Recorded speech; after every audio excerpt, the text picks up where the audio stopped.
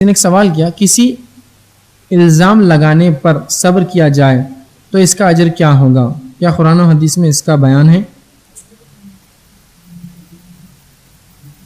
بہرحال کسی نے سوال کیا کہ اگر کسی پہ کوئی الزام لگائے تو اگر وہ اس پہ صبر کرے تو اس کا پہلی چیز یاد رکھیے، اگر کوئی کسی پر الزام لگائے اور آپ کو لگتا ہے اس الزام کو آپ جواب دے سکتے ہیں، اطمینان بخش جواب دے کر یہ مسئلے کو، یہ فتنے کو، جو الزام غلط فہمی سے اٹھتے ہیں، کچھ الزام غلط فہمی سے اٹھتے ہیں انسان پر، جو کچھ بھی چیز آپ نے دیکھ لی، کچھ غلط سوچ لیا، کچھ غلط تصور کر لیا، تو آپ اس کا پہلے جواب دے دیں۔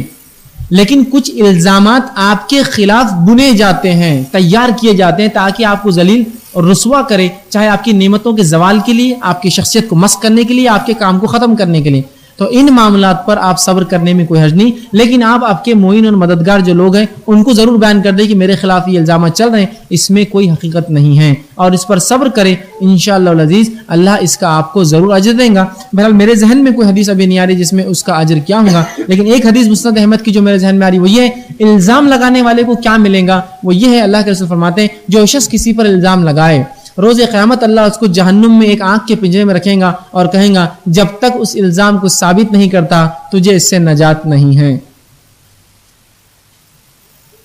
خامخواہ الزام مت لگائی کسی، تو میں نے جیسا کہا اگر الزام غلط فہمی کی بنیاد پر ہے جواب دے دیجیے، الزام آپ کے کام کی وجہ سے لوگ تہمت کے لیے اور خاص طور سے